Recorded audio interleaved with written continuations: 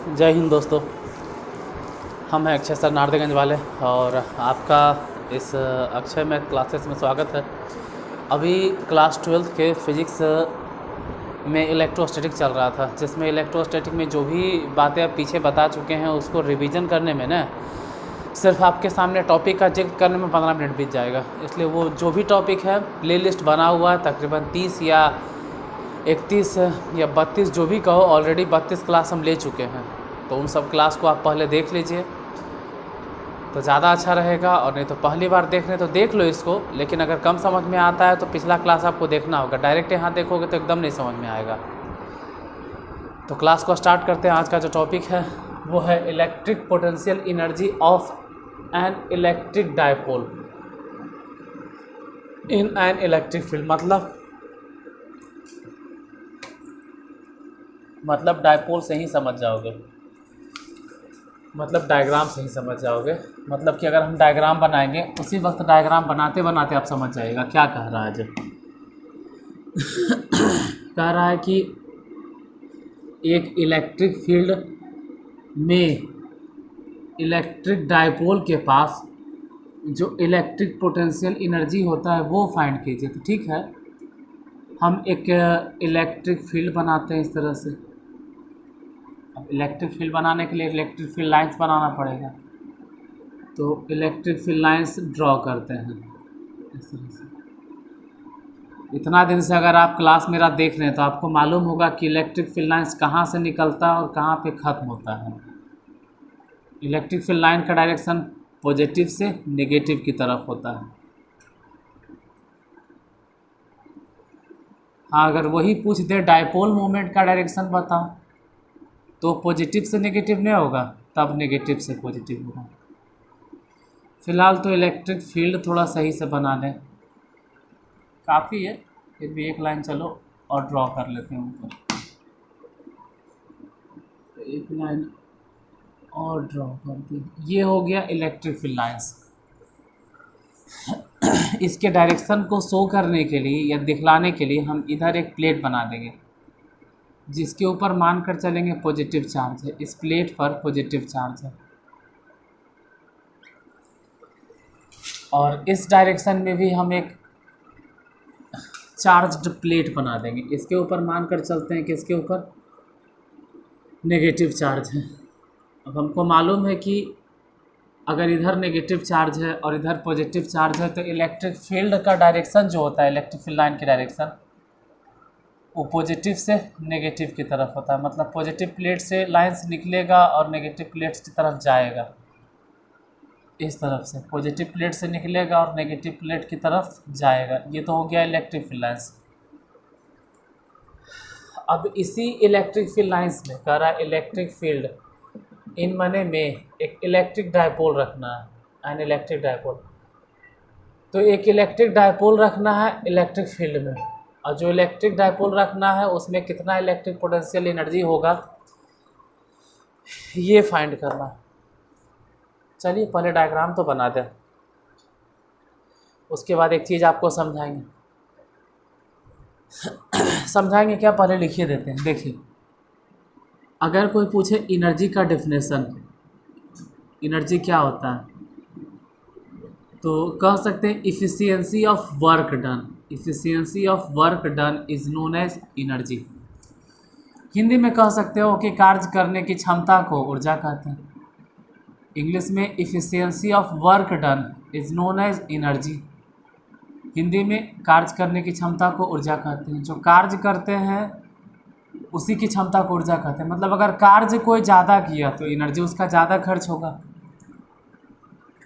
अगर कार्य कम किया तो एनर्जी भी कम खर्च होगा। और ऐसे भी 11th में पढ़े होंगे कि कार्य का एसआई मात्रक जूल होता है, एनर्जी का भी एसआई मात्रक अगर याद करोगे तो जूल होता है। यानी कि जो कार्य का एसआई यूनिट है, जिस यूनिट में हम लोग कार्य को नापते हैं उसी यूनिट में तो हम लोग ऊर्जा को भी नापते हैं। मतलब वर्क और एनर्जी दोनों का एसआई यूनिट सेम होता है। तो ये ध्यान देना कि अगर हम वर्क बता रहे हैं मतलब कहीं न कहीं वो एनर्जी है, जो हम वर्क करते हैं वही एनर्जी होता है। खैर, अब हमको इसमें डायपोल बनाना है। इसमें डायपोल को रखना है, क्योंकि इलेक्ट्रिक पोटेंशियल एनर्जी किसका, ऑफ एन इलेक्ट्रिक डायपोल। तो ठीक है, इस फील्ड में अब हम डायपोल बनाएंगे, थोड़ा सा तिरछे इस तरह से एक इलेक्ट्रिक डायपोल बनाएंगे। और डायपोल के बारे में जानते हैं कि इधर नेगेटिव प्लेट है, तो जाहिर सी बात है कि यहाँ की एक पॉजिटिव चार्ज होगा, और इस तरफ पॉजिटिव प्लेट है, तो जाहिर सी बात है यहाँ नेगेटिव चार्ज होगा। हालांकि जो डायपोल है, डायपोल के डायरेक्शन -q से +q की तरफ होता है। डायपोल मोमेंट होता है p। इस डायपोल का अगर लेंथ फाइंड करना चाहते हो या लेंथ लिखना चाहते हो तो लिख दो कि इस डायपोल का लेंथ जो है वो 2l होगा। डायपोल का लेंथ हो गया 2l। सही है, इतना तो पहले भी हम देखे थे। कुछ नया बताइए, देखिए नया क्या होगा। नया कुछ भी नहीं बताना है, सब पिछले है। नया क्या होगा, इलेक्ट्रिक फील्ड पॉजिटिव से नेगेटिव, तो ये हो गया इलेक्ट्रिक फील्ड। इलेक्ट्रिक फील्ड भी वेक्टर क्वांटिटी, या डायपोल मोमेंट तो वेक्टर क्वांटिटी है ये। अब इस +q पर फोर्स लगेगा और -q पर भी फोर्स लगेगा। हम जानते हैं +q पर जो फोर्स लगेगा वो किसके कारण, अरे +q है और इलेक्ट्रिक फील्ड है। अगर आप पिछले क्लास को पढ़ रहे हैं तो इलेक्ट्रिक फील्ड इंटेंसिटी बराबर आप जानते होंगे,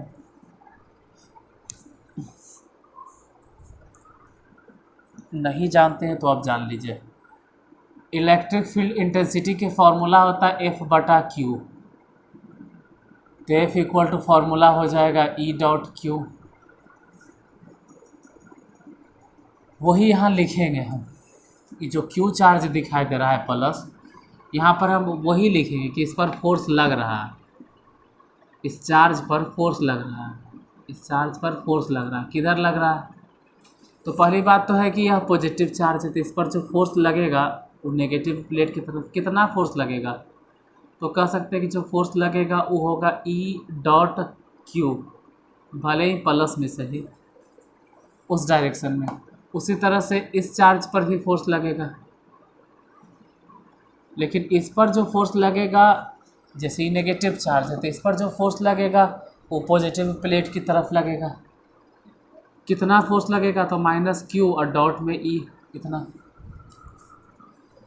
अब पिछले क्लास में हम बताए थे आपको, इसके पिछले क्लास में अगर आप देखे होंगे तो उसमें हम बताए थे कि अगर किसी सेम बॉडी, मतलब एक ही बॉडी के दोनों किनारों पर अगर समान फोर्स लग रहा है, यहाँ पर भी मतलब इक्वल फोर्स लग रहा है, इक्वल फोर्स लग रहा है, इक्वल फोर्स लग रहा है, जितना बल यहाँ पर उतना ही बल यहाँ पर, यानी कि समान मात्रा में दोनों पर बल लग रहा है, लेकिन वह जो बल है उस बल की दिशा अलग अलग है। एक है पॉजिटिव प्लेट की तरफ, दूसरा है नेगेटिव प्लेट की तरफ। तो हम कह सकते हैं कि ये दोनों फोर्स, ये जो दोनों फोर्स है, हिंदी में बल कहते हैं, ये जो दोनों बल है मिलकर बलाघूर्ण बनाता है, बलाघूर्ण यानी इंग्लिश में torque. These two forces create a couple of force and this couple of force makes a torque। Torque बनाता है, टॉर्क के कारण ये डायपोल घूमने लगेगा, रोटेट करने लगेगा। तो जाहिर सी बात है कि जब रोटेट करने लगेगा, किसके कारण, टॉर्क के कारण। तो टॉर्क के कारण अगर रोटेट करने लगेगा तो कुछ न कुछ एंगल बनाएगा। फिलहाल अभी यह जो डायपोल है वो इलेक्ट्रिक फील्ड के साथ में मान लेते हैं थीटा एंगल बनेगा। अब घूमेगा तो कुछ तो वर्क होगा। घूमने के मतलब है जैसे इस पर फोर्स लगा, फोर्स तो लग रहा है E/Q। हालांकि हम जानते हैं कि फोर्स टॉर्क में कन्वर्ट हो जाएगा। तो 11th में आप लोग पढ़े होंगे कि फोर्स जो होता है ना, फोर्स किसी भी वस्तु पर या किसी भी बॉडी पर लगकर उसमें लीनियर मोशन क्रिएट कर देता है। उसी तरह से टॉर्क अगर किसी बॉडी पर काम करता है तो उस बॉडी में लीनियर मोशन तो नहीं कहेंगे, उस बॉडी में रोटेशनल मोशन क्रिएट कर देता है, रोटेशनल मोशन। टॉर्क क्या है, सीधा, मतलब फोर्स क्या है, सीधे लगता है। तो फोर्स अगर सीधे लगता है तो बॉडी भी सीधे मूव करने लगता है।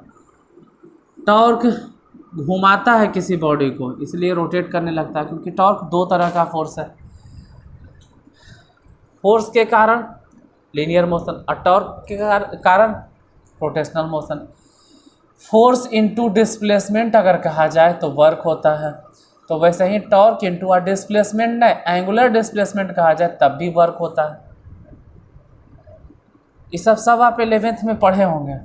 एक चीज़ और पढ़े होंगे कि स्प्रिंग को अगर हम दबाएं, देखो स्प्रिंग है, एक चीज़ और ये भी पढ़े होंगे कि स्प्रिंग है, स्प्रिंग को अगर 1 मीटर दबाने के लिए 10 न्यूटन का फोर्स लगता है। अब 10 न्यूटन में हम 1 मीटर दबा दिए और स्प्रिंग है टोटल 10 मीटर। तो जो 11th में नहीं पढ़े हैं, जिनको 11th का थोड़ा सा कम नॉलेज है, वो तुरंत जवाब दे देगा। हमको मालूम है रेडी होगा क्या बोलने के लिए कि 1 मीटर दबाने के लिए चाहिए उसको 10 न्यूटन। तो 10 मीटर स्प्रिंग को दबाना है तो तुरंत बोलेगा द है के 100 न्यूटन। इसमें कोई शक नहीं है, लेकिन ये गलत है। क्यों? शुरू में तो आप स्प्रिंग को 1 मीटर बहुत आसानी से दबा लीजिएगा, लेकिन 1 मीटर जैसे ही स्प्रिंग दबेगा, अब अगला 1 मीटर दबाने के लिए आपको 10 न्यूटन से ज़्यादा फोर्स लगाना होगा। 2 मीटर दब गया, फिर आगे का 1 मीटर दबाने के लिए स्प्रिंग को और ज़्यादा से दबाना पड़ेगा। मतलब आगे आप सोचते हैं कि शुरू में स्प्रिंग को 1 मीटर से मतलब 1 मीटर हम 10 न्यूटन में दबा दिए, तो अगला 1 मीटर भी हम इतना दब गया है ना, आगे और 1 मीटर दबा देंगे 10 न्यूटन से। नहीं यार, अब हो सकता है कि 15 न्यूटन अप्लाई करना पड़े। उसके आगे अगर 1 मीटर और अगर दबाना है, चाहते हैं कि 1 मीटर और दबाए, तो हो सकता है कि 20 न्यूटन फोर्स अप्लाई करना पड़े। तो यहाँ पर थोड़ा सा वर्क को कैलकुलेट करना मुश्किल हो जाता है। फोर्स इंटू डिस्प्लेसमेंट वाला फॉर्मूला यहाँ पर नहीं चलता है, क्योंकि फोर्स मैंने शुरू में देख लिया 10 न्यूटन। 10 न्यूटन लगा के कितना डिस्प्लेसमेंट करना था भाई? तो 10 मीटर। तो दहे के लिखे 100। गलत हो गया इस जगह पर। क्यों? क्योंकि यहाँ पे जो वर्क डन होता है वो कहा जाता है work done by variable force. मतलब एक चर बल के कारण। यहाँ पर बल का मान नियत नहीं है। पहले 1 मीटर दबाने के लिए जो फोर्स चाहिए, उसके आगे 1 मीटर दबाने के लिए उससे ज़्यादा फोर्स चाहिए,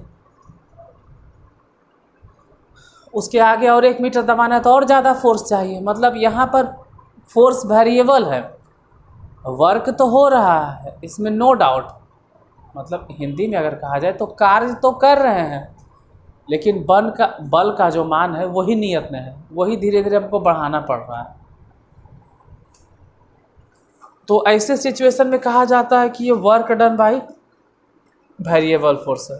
और ऐसे सिचुएशन में वर्क को हम लोग ऐसे नहीं निकालते हैं। अगर 11th वाला बात याद है, नहीं हो याद है छोड़ो ना यार, उसमें ऐसे निकालते थे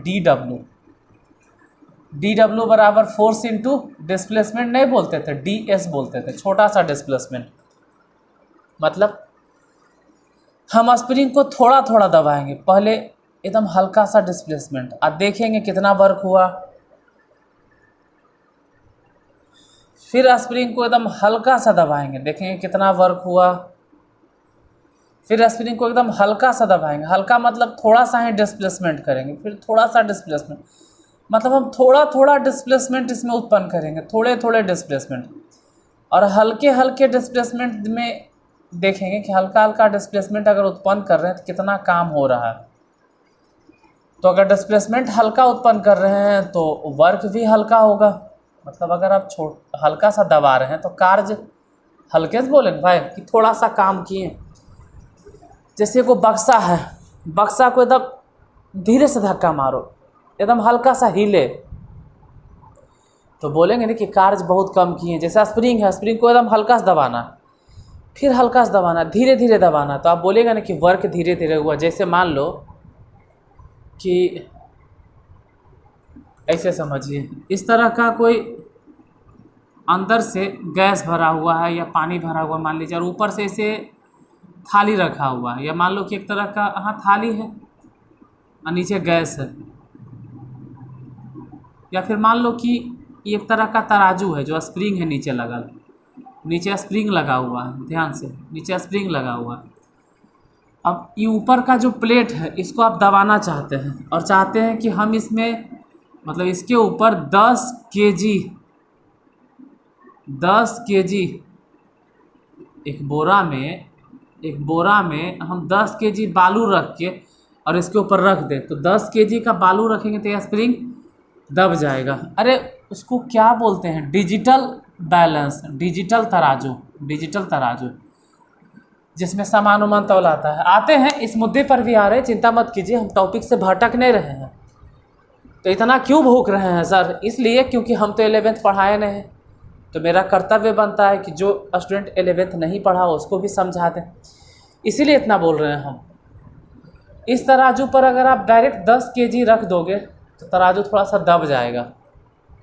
दूसरा उपाय यह है कि इस बोरी में जिसमें 10 किलो बालू है उसमें एकदम हल्का सा एक चुटकी भर बालू निकालो, रख दो,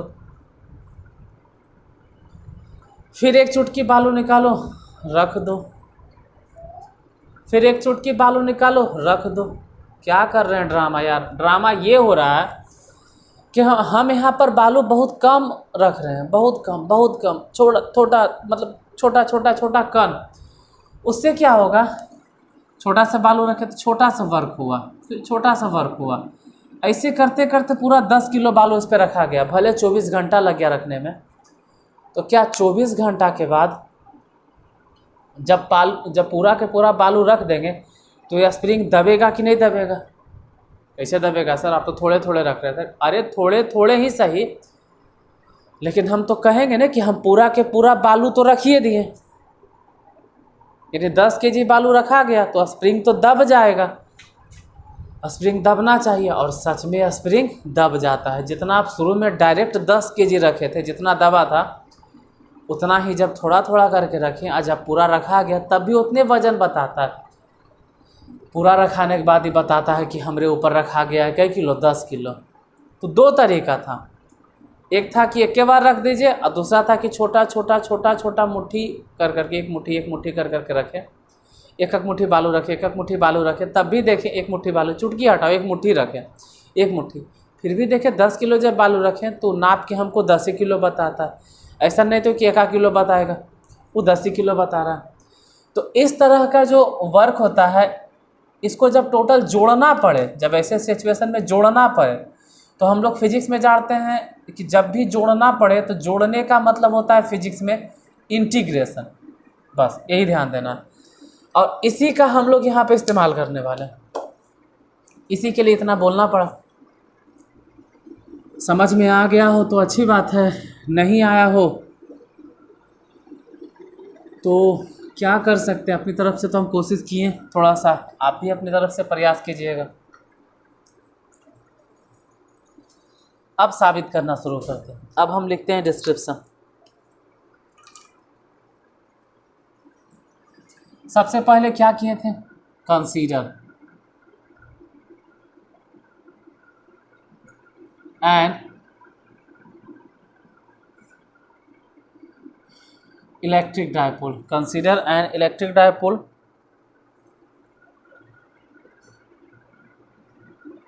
जिसका डायपोल मोमेंट कितना था? Of dipole moment,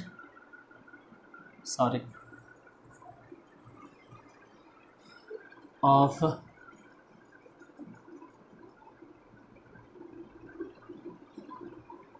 dipole moment P, जिसका डायपोल मोमेंट कितना था? P, यही था। और उसका लेंथ कितना था? अगर लेंथ भी चाहो तो बैठा दो,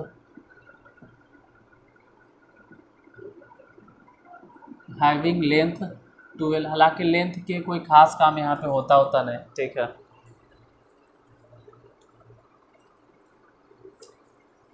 और यह जो डायपोल है या डायपोल मोमेंट है वह एक एंगल बनाता है, making an angle.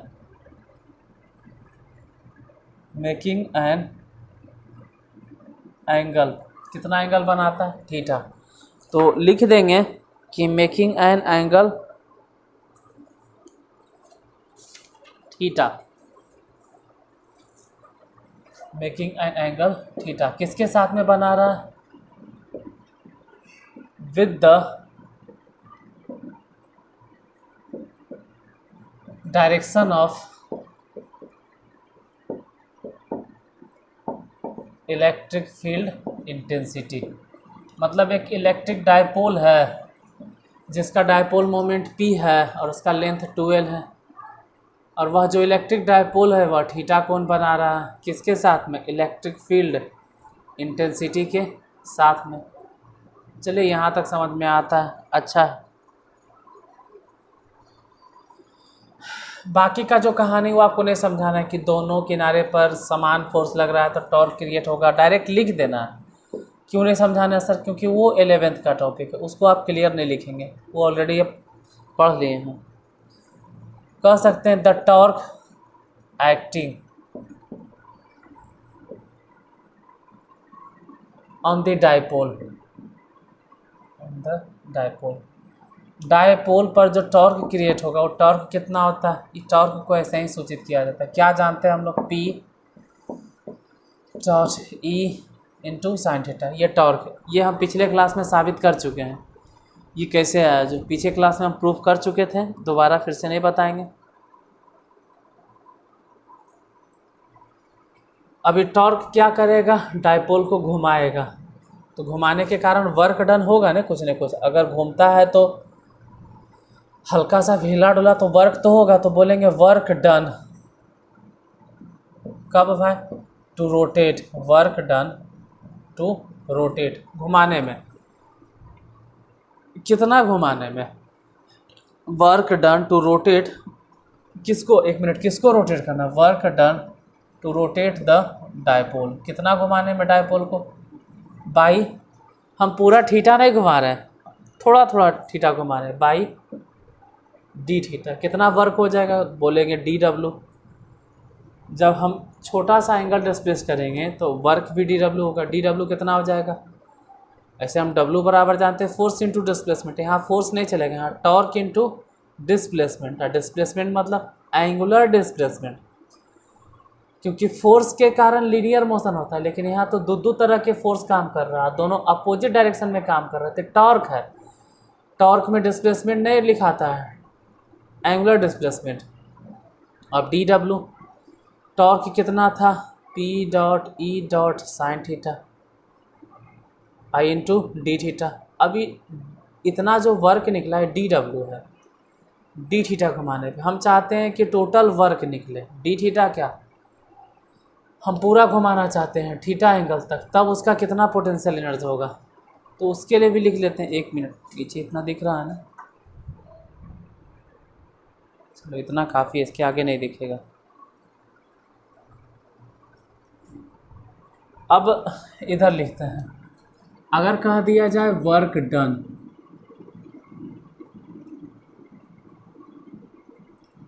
To rotate the dipole, dipole को घुमाने में, फ्रॉम θ1 टू θ2, तो क्या करेंगे, तो जो वर्क है उसको इंटीग्रेट कर देंगे θ1 से लेके θ2 तक। देखो वर्क को ऐसे ही इंटीग्रेट करना है। कभी कभार ही होता है, कन्फ्यूजन होता है कुछ स्टूडेंट को कि डी डब्ल्यू है तो इधर डब्ल्यू डब्ल्यू लिखिए, नहीं लिखेंगे। क्यों, अरे इंटीग्रेशन अगर आप किसी को करते हो, जैसे कि वाई डैश है, वाई डैश बराबर मान लो सपोज दैट साइन एक्स है, तो इसका इंटीग्रेशन जब करते हो तो बोलते हो 0 से लेके 90 डिग्री या π/2, तो इधर क्या बोलोगे, 0 से लेके वाई, इधर भी तो वही न बोलेंगे π/2, क्योंकि साइन एक्स जो है वो फंक्शन है वाई डैश फंक्शन है और वेरिएबल एक्स है, तो हम कहेंगे कि y को इंटीग्रेट करें, जैसे y बराबर साइन एक्स, ये सब कभी देखे होंगे मैथ में, तो इसको हम डिफ्रेंशिएट करते हैं x के रिस्पेक्ट में, लेकिन y तो फंक्शन होता है, तो इसको अगर इंटीग्रेट करेंगे तो इसको भी इंटीग्रेट करेंगे, जो लिमिट यहाँ होगा वही इसके लिए होगा, इसलिए लिमिट θ1 टू θ2 ही चलेगा, इसमें कन्फ्यूज होने के बात नहीं, एकदम कन्फर्म है कि वही होगा, डब्ल्यू बोला कुछ नहीं होगा, यही होगा। ये तो इंटीग्रेट करके डब्ल्यू बनेगा ही। इधर देख लिया जाए, θ1 से लेके θ2 तक, P dot E dot sine theta into d theta, इधर तो खैर डब्ल्यू पूरा बन गया, उधर से PE बाहर कर दिए तो इंटीग्रेशन बच गया θ1 से लेके θ2 तक का PE इंटू साइन थीटा। अगर देखो लिमिट नहीं होता तो डायरेक्ट कॉस थीटा लिख के काम चला लेते। अगर लिमिट नहीं होता तो पी ई हो जाता और साइन थीटा की इंटीग्रेशन हो जाता कॉस थीटा और यहाँ पे माइनस। हो गया साबित। रफ वे में अगर कहें तो हो गया साबित, रफली वे में। हालांकि तरीका गलत है, इसे कैसे हो गया साबित, लेकिन फिर भी जो मैथ वाले नहीं हैं, जो फिजिक्स पढ़ते हैं, जिनको मैथ का थोड़ा सा कम ज्ञान है, उनके लिए हो गया साबित, बस काफ़ी है। यही होता है एनर्जी। ये जो साबित हुआ है यही है एनर्जी। लेकिन फिर भी जो मैथ पढ़ते हैं या मैथ वाले हैं वो ध्यान से देखो, θ1 से लेके θ2, अभी W नहीं निकला है सही से। अब लिखेंगे माइनस पी ई, और ई माइनस कहाँ से आया सर? अरे साइन थीटा के इंटीग्रेशन होता है कॉस थीटा, वो भी माइनस में। अब लिखो पहले कॉस θ2 और माइनस में मतलब घटा कर अब लोअर लिमिट लिखना है कॉस θ1। तो फाइनली जो ये लिखे हैं ना, ये हो गया साबित एनर्जी का फॉर्मूला। कितना? Minus P E into cos θ2 और माइनस में कॉस θ1। अब ऐसा नहीं कहें कि यही है, इसमें कुछ स्पेशल केसेस है, उसके लिए पहले आप इसको नोट डाउन कर लीजिए। और हाँ, हमेशा की तरह फिर हिंदी कहीं छूट ना जाए, कहीं हिंदी छूट ना जाए, उनको प्रॉब्लम हो जाएगा। देखो, consider an electric dipole of dipole moment P having length 2L। इसका मतलब क्या है? माना कि एक विद्युतीय द्विध्रुव है जिसका द्विध्रुव आघूर्ण P है और उसका लेंथ 2L है। यह द्विध्रुव इलेक्ट्रिक फील्ड इंटेंसिटी के डायरेक्शन के साथ में थीटा एंगल पर थीटा कोण बना रहा। तो उस विद्युतीय द्विध्रुव पर कार्य करने वाला बलाघूर्ण इतना लिखें। Work done to rotate the dipole by theta, मतलब डायपोल को डी थीटा घुमाने में किया गया कार्य, इसको तो हिंदी में नहीं लिखेंगे, यही रहेगा। Work done to rotate the dipole from θ1 to θ2, मतलब कि डायपोल को θ1 से θ2 तक घुमाने में किया गया कार्य इतना लिखें। इतना हो गया साबित। अब थोड़ा सा स्पेशल केसेस इसमें भी चलेगा, उसको भी हम देख लेते हैं। चलिए, साफ साफ दिखाई तो रहा। अब स्पेशल केसेस क्या है?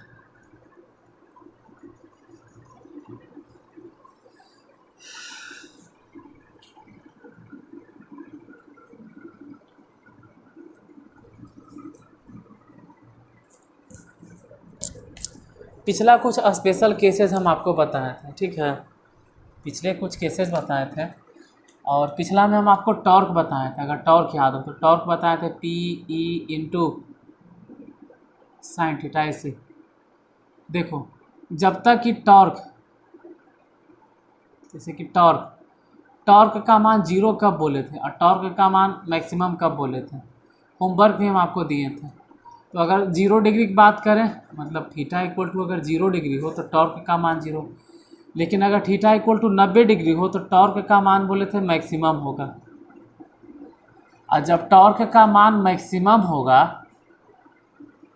टॉर्क अगर मैक्सिमम होगा तभी तो वर्क होगा, क्योंकि वर्क इक्वल टू फार्मूला होता है फोर्स इंटू डिस्प्लेसमेंट, मतलब टॉर्क इंटू थीटा।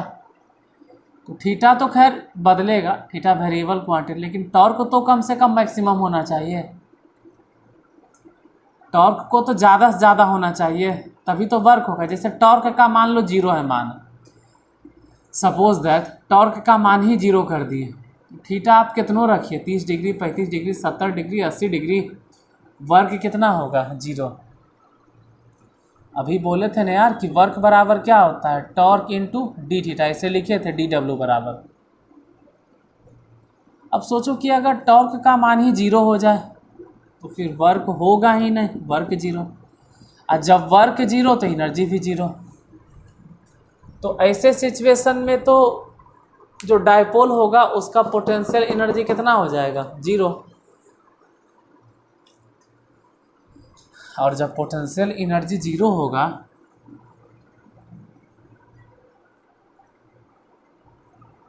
तो फिर 0 हो जाएगा। मतलब ये कहना है कि डायपोल अगर हम इलेक्ट्रिक फील्ड में रखें तो इसको घूमना चाहिए ना यार, तभी ना बोलेंगे वर्क हुआ। जैसे डायपोल ऐसे रख दिए हैं, और ये घूम ही नहीं रहा है, घूमेगा कैसे? देखो ऐसे रख दिए, इधर है पॉजिटिव चार्ज, इधर ठेपी दने ढक्कन दने, अब पीछे है नेगेटिव चार्ज, तो पॉजिटिव चार्ज घूमेगा कैसे? ये तो एकदम स्टेबल है, घूमबे नहीं करेगा। ऐसे देखते हैं हम, टुकुर टुकुर देखे हम लगल है, घूमो यार घूमिए रहा, घूमो घूमिए रहा, घूमने यार घूमिए रहा, हम ऐसे देख रहे हैं। तो हम तो यही कहेंगे कि कोई काम होबे नहीं किया, अगर काम होता तो डिस्प्लेसमेंट होना चाहिए था, ये घूमबे नहीं किया, काहे नहीं घूमेगा सर? पीछे के क्लास में हम बता चुके हैं कि अगर इधर पॉजिटिव चार्ज है और ये नेगेटिव है तो यह स्टेबल है, ये हिलबे नहीं करेगा, यह स्टेबल इक्विलिब्रियम में है। तो जब हिला डोला ही नहीं तो काम हुआ कहाँ से? और जब काम ही नहीं हुआ तो इसका एनर्जी कहाँ से आएगा? डायपोल के पास अपने तो खुद एनर्जी होता नहीं है कि डायपोल के पास खुद के एनर्जी है। अरे एनर्जी किसको कहते हैं? कार्य करने की क्षमता को ऊर्जा कहते हैं। जब कोई कार्य करता है तब बोलते हैं कि उसकी ऊर्जा खर्च हुई और किसी दूसरे में जाकर ट्रांसफ़र हो गई, जो पोटेंशियल एनर्जी बन गया। तो यहाँ तो सवाल ही नहीं उठता है कि डायपोल को ऐसे रखेंगे। तो डायपोल कैसे रखें सर? जो इस पर मैक्सिमम फोर्स लगे पूरा एकदम घुमा दे, डायपोल को ऐसे रखो। जब ऐसे डायपोल रखेंगे तो पूरा के पूरा इलेक्ट्रिक फील्ड लाइंस टच करेगा किसको? डायपोल को। और जब सभी इलेक्ट्रिक फील्ड लाइंस डायपोल को टच करेगा, मतलब 1 2 3 4 5 6 7 मतलब 10-20 लाइंस को टच करेगा, फटाक दबा डायपोल घूम जाएगा। और जैसे डायपोल घूमेगा मतलब बोल देंगे वर्क हो गया। यानी कि स्टार्टिंग कंडीशन में कहा जाए, इनिशियल कंडीशन में, तो θ1 को रखना पड़ता है क्या डिग्री? 90 डिग्री। और θ2 को क्या रखना पड़ता है? कुछ भी। θ2 को θ मान लो। घूम कर कितना हो गया छोड़ो न क्या हो गया, लेकिन हम इनिशियल कंडीशन θ1 मानेंगे। तो बताइए वर्क कितना निकला, या वर्क छोड़ो एनर्जी कितना निकला? U बराबर तो -PE और इंटू कॉस θ2 ने बोले थे पहले, θ2 मतलब थीटा और माइनस में कॉस θ1 मतलब 90 डिग्री।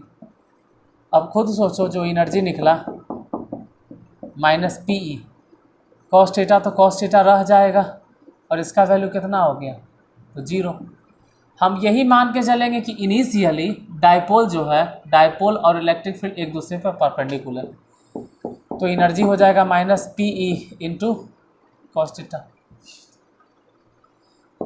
यहाँ पर हेयर रेफरेंस पॉइंट, यहाँ पर रेफरेंस पॉइंट हम मान रहे हैं थीटा इक्वल टू कै डिग्री? 90 डिग्री को। यहाँ रेफरेंस पॉइंट मान रहे हैं 90 डिग्री। क्यों 90 डिग्री मान रहे हैं? क्योंकि 90 डिग्री पर इलेक्ट्रिक फील्ड इस पर पूरा फोर्स लगाएगा और इसको घुमा देगा। तो ये माइनस में आया सर। माइनस में क्या शो करता है? माइनस में ये शो करता है, माइनस तो पहले ये शो करता है कि ये फोर्स ऑफ अट्रैक्शन है। एक चीज़ तो ये शो करता है कि माइनस जब भी तुमको कहीं दिखाई दे, कहीं भी माइनस अगर दिखाई दे रहा है तो इसका मतलब है फोर्स ऑफ अट्रैक्शन है। क्यों सर? काहे सर? देखो जब भी एगो प्लस और एगो माइनस ये दोनों आपस में गुना होता है तभी माइनस का चिन्ह आता है, या तो एगो माइनस एगो प्लस गुना होता है तब माइनस का चिन्ह आता है। जब दोनों प्लस प्लस रहेगा तो प्लस आएगा, दोनों माइनस माइनस रहेगा तब भी प्लस आएगा। यानी कि अगर ये भी प्लस होता तो प्लस का चिन्ह आना चाहिए था, ये भी माइनस तो प्लस का चिन्ह आना चाहिए था। और हम जानते हैं कि प्लस मतलब विकर्षण, प्लस जब आता है तो विकर्षण। आप कैसे जानते हैं? क्योंकि हम टीचर हैं, अब तुम भी जानोगे। जब प्लस और प्लस चार्ज है तो दोनों के बीच में विकर्षण नहीं होगा, माइनस माइनस चार्ज है तो विकर्षण नहीं होगा। लेकिन एगो प्लस है और एगो माइनस है तो जाहिर सी बात है कि एगो प्लस है एगो विकर्षण, तो कौन होगा? आकर्षण। इंग्लिश में बोला जाता है अट्रैक्शन। इसी से पता चलता है कि माइनस जो है इसका मतलब फोर्स ऑफ अट्रैक्शन है। तो जो एनर्जी है ठीक है, इसका पोटेंशियल एनर्जी है जो भी है, लेकिन इस एनर्जी के कारण यह किसी तरफ अट्रैक्ट हो रहा है। जैसे प्लस वाला उधर जा रहा है और माइनस वाला इधर जा रहा है, ये अट्रैक्ट हो रहा है। तो ये माइनस यही शो करता है कि वो अट्रैक्ट हो रहा है बस। अब स्पेशल केसेस थोड़ा सा देख लेते हैं।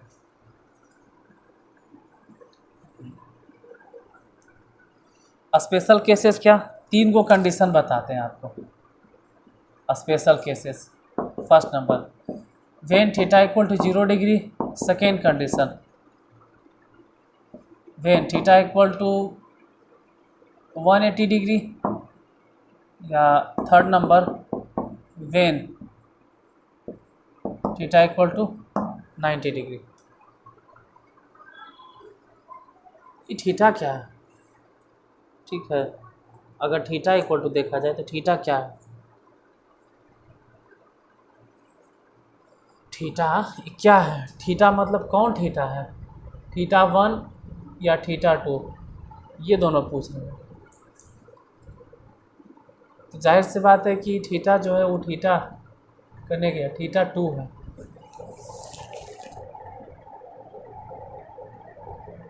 अगर थीटा 90 डिग्री होगा तो उसका एनर्जी कितना होगा, आप निकाल कर देखिएगा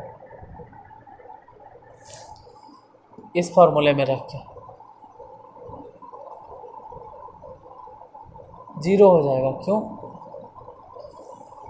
क्योंकि जिस हिसाब से हम रेफरेंस पॉइंट यहाँ लिए थे, इसमें हम रेफरेंस पॉइंट क्या लिए थे कि 90 डिग्री है। ये जो डायपोल है और इलेक्ट्रिक फील्ड है, इस डायपोल और इलेक्ट्रिक फील्ड के बीच में कितना डिग्री का एंगल है? 90 डिग्री है। थीटा 1 हम 90 डिग्री मान रहे हैं ना, और यहाँ पे जो कॉस थीटा है जहाँ तू बैठावल कह रहे हो 90 डिग्री, मतलब रेफरेंस पॉइंट भी 90 डिग्री और यहाँ कह भी रहे हैं 90 डिग्री, तो जाहिर सी बात है कि उसके पास पोटेंशियल एनर्जी कितना होगा? 0, मतलब वो घूमवे नहीं किया। जब थीटा 180 डिग्री रखेंगे इसमें, तो ज़रा चेक करके बताइएगा कितना पोटेंशियल एनर्जी होगा। 0 डिग्री रखेंगे तब ज़रा चेक करके कितना पोटेंशियल एनर्जी होगा। आप रख के चेक कर लीजिएगा और इस पर बताइएगा कि एनर्जी कितना आया, इस पर कितना आया और इस पर कितना आया। हालांकि इस पे तो हम अभी ये बता देते हैं कि 90 डिग्री पे पोटेंशियल एनर्जी कितना हो जाएगा? 0। क्यों? अरे हम 90 डिग्री को रेफरेंस पॉइंट मानिए रहे हैं, हम मानिए रहे हैं कि 90 डिग्री पे डायपोल है, क्योंकि इस जगह पे इलेक्ट्रिक फील्ड पूरा एकदम फोर्स लगाएगा। और हम ज़बरदस्ती कह रहे हैं कि थीटा 90 डिग्री, मतलब 90 डिग्री से घूमा और फिर 90 डिग्री पे, अरे 90 डिग्री से घूमा फिर 90 डिग्री पे, मतलब वो घूमवे नहीं किया, तभी तो थीटा 90 डिग्री है। क्योंकि यहाँ जो थीटा हम लाए हैं साबित करके, जैसे ये देखो पी ई और ये कॉस थीटा, ये तो खैर 0 हो गया। तो ये कॉस थीटा, ये कौन सा कॉस थीटा था? मतलब ये कौन से थीटा है? थीटा 1 की थीटा 2? तो जाहिर सी बात है थीटा 2, क्योंकि थीटा 1 तो क्या डिग्री है? थीटा 1 जो है कौन सी डिग्री है? 90 डिग्री। तो थीटा 1 भी 90 डिग्री और थीटा 2 भी कह रहे हैं 90 डिग्री, ये 90 डिग्री कह रहे हैं, तभी ने कॉस थीटा थीटा थीटा के जगह 90 डिग्री। तो जब हिलवे नहीं किया तो वर्क 0, तो ये तो ऐसे भी एनर्जी यहाँ पे 0 होगा। बाकी इन दोनों में चेक कर लेना कि किस में मैक्सिमम एनर्जी और किस में मिनिमम एनर्जी होगा। ऐसे हमारे हिसाब से हम बोल देते हैं कि यहाँ पर आते आते 180 रखते रखते यहाँ पर मैक्सिमम एनर्जी हो जाएगा P। क्यों? देखिए समझने पर ध्यान दीजिए। अगर डायपोल ऐसे हो जाए, मतलब यहाँ हो जाए -Q या +Q, इधर हो जाए -Q, तो इलेक्ट्रिक फील्ड के डायरेक्शन इधर प्लस से माइनस, इलेक्ट्रिक फील्ड के डायरेक्शन इधर राइट साइड में, और डायपोल मोमेंट माइनस से प्लस, मतलब डायपोल मोमेंट के डायरेक्शन इधर। तो एक वेक्टर मतलब इलेक्ट्रिक फील्ड इधर जा रहा है और डायपोल मोमेंट इधर आ रहा है, तो दोनों बीच में एंगल कितना? 180 डिग्री। अब खुद ही सोचो कि ये जहाँ प्लस है और यहाँ प्लस है, डायपोल के पास बहुत ज़्यादा एनर्जी है। इतना एनर्जी है कि ये +Q इस प्लस से दूर जाना चाहेगा, एकदम दूर भागना चाहेगा। ये -Q माइनस वाला से दूर भागना चाहेगा। तो जाहिर सी बात है कि प्लस प्लस में रिपल्सन, माइनस माइनस में रिपल्सन होगा, रिपल्सन होगा मतलब इसके पास बहुत ज़्यादा एनर्जी है, मैक्सिमम एनर्जी है। ये खुद रिपेल होना चाहता है, और जब खुद रिपेल होना चाहता है, जब रिपेल होना चाहता है तो हम बोले हैं ना कि वो कैसे पता चलेगा सर? अरे ऐसे भी एजा पे रखोगे ना, 180 रखिएगा ना, 180 अगर रखोगे तब भी तुमको पता चलेगा कि 180 रखने पे ही प्लस में P आया, तो प्लस मतलब विकर्षण, और सच में ही विकर्षण हो ही रहा है। तो 180 पे विकर्षण होता है मतलब मैक्सिमम एनर्जी है, और 0 डिग्री पे मिनिमम एनर्जी है। 0 डिग्री मतलब इधर मान लो कि -Q है, इधर मान लो +Q है, तो ये तो मिनिमम एनर्जी हो गया। ये तो एकदम मिनिमम एनर्जी हो गया, एकदम मिनिमम से मिनिमम, मतलब एकदम मिनिमम। क्यों मिनिमम? अरे क्योंकि प्लस इधर है नेगेटिव प्लेट की तरफ, तो हिलवे नहीं करेगा। ये नेगेटिव मतलब माइनस चार्ज है पॉजिटिव तो हिलवे नहीं करेगा। यहाँ पे तो एनर्जी सबसे कम होता है, होता है माइनस में पी। ये शायद समझ में नहीं आया होगा, हम समझ सकते हैं तो हम बता देते हैं कैसे लिखें। जो देखो ये कैसे लिखें, ये वाला सबसे मिनिमम एनर्जी हो गया, सबसे मिनिमम क्योंकि माइनस में है, और ये वाला सबसे मैक्सिमम हो गया। क्यों? देखिए जो वर्क डन या एनर्जी का जो फॉर्मूला है वो है कितना, एनर्जी का फॉर्मूला कितना है लिखे तो थे ना यार, यहाँ पे माइनस में पी ई और कॉस कई डिग्री बैठा रहे हैं 0 डिग्री, पहले में तो 0 डिग्री, तो कॉस 0 डिग्री का मान कितना होता है हम लोग जानते हैं, कॉस 0 मतलब 1 होता है, मतलब एनर्जी क्या हो गया माइनस में पी। और सबसे कम एनर्जी कौन होगा, 0 भी नहीं तो नेगेटिव में चल गया माइनस में, यानी ये वाला सबसे मिनिमम है, सबसे मिनिमम, ये वाला सबसे मिनिमम एनर्जी है। क्यों? डायपोल के पास एनर्जी नहीं है, हिलेगा डुलेगा कुछ नहीं करेगा, काहे नहीं करेगा। अरे माइनस 0 डिग्री मतलब समझ रहे हो, जिधर इलेक्ट्रिक फील्ड उधर डायपोल मोमेंट के भी डायरेक्शन, तभी 0 डिग्री बोलेंगे, क्योंकि थीटा किसके किसके बीच का एंगल है, थीटा इलेक्ट्रिक फील्ड और डायपोल मोमेंट, इलेक्ट्रिक फील्ड और डायपोल मोमेंट इसी के बीच का एंगल था, तो जिधर इलेक्ट्रिक फील्ड है उधर डायपोल मोमेंट भी हो गया, तभी तो थीटा 0 डिग्री। और इलेक्ट्रिक फील्ड के डायरेक्शन होता है प्लस से माइनस, जबकि डायपोल मोमेंट के डायरेक्शन होता है माइनस से प्लस, यानी माइनस वाला चार्ज पॉजिटिव प्लेट की तरफ है और प्लस वाला चार्ज नेगेटिव प्लेट की तरफ है। तो कोई भी प्लस वाला चार्ज नेगेटिव से क्यों दूर जाना चाहेगा, इन दोनों में आकर्षण होता है। नेगेटिव चार्ज पॉजिटिव प्लेट से क्यों दूर जाना चाहेगा, ये आकर्षण होता है। तो ये सबसे स्टेबल कंडीशन में रहेगा, एकदम हिलेगा नहीं डुलेगा नहीं, एकदम आराम से पड़ल रहेगा, इसको बोलते हैं मिनिमम एनर्जी। लेकिन अगर पॉजिटिव प्लेट की तरफ पॉजिटिव आ जाए तो बहुत ज़्यादा एनर्जी हो जाएगा, एकदम दूर भागना चाहेगा, एकदम भिरमिराल निकलना चाहेगा। और हम जानते हैं जैसे कोई एकदम बड़ी स्पीड में दौड़ के निकल गया, बोलते हैं ना उसमें कितना एनर्जी, एगो जे पड़ल है लत्तम जुत्तम मुत्तम कर रहे हैं तब वो ना हट रहा है, तो बोलेंगे नहीं कितना कोढ़िया है, कोई एनर्जी है इसके अंदर नहीं है। तो ऐसा का मिनिमम एनर्जी आज जब 180 रखेंगे, 180 रख देंगे तो देख लो माइनस में पी ई और कॉस 180 डिग्री, और कॉस 180 डिग्री का मान -1 होता है, इसलिए यहाँ माइनस माइनस प्लस ही हो गया, और ये सबसे मैक्सिमम एनर्जी। मैक्सिमम एनर्जी समझ गए, मिनिमम एनर्जी समझ गए, और एनर्जी 0 कब होता है ये भी समझ गए। क्लास थोड़ा सा लंबा हो गया लेकिन टॉपिक भी इम्पोर्टेंट था तो हम बता दिए। बाकी इसके बाद क्या बताना है, तो इसके बाद गॉस थ्योरम स्टार्ट हो जाएगा, गॉस प्रमेय। तो ठीक है, गॉस प्रमेय के लिए फिर नेक्स्ट क्लास में मिलते हैं। आज अगर अच्छा लगे वीडियो तो प्लीज़ लाइक कर दीजिएगा और कुछ लोगों को शेयर कर देना। आज इतना देर तक आप क्लास को देखें इसके लिए धन्यवाद। फिर कल नेक्स्ट एपिसोड में मिलते हैं आपसे हम।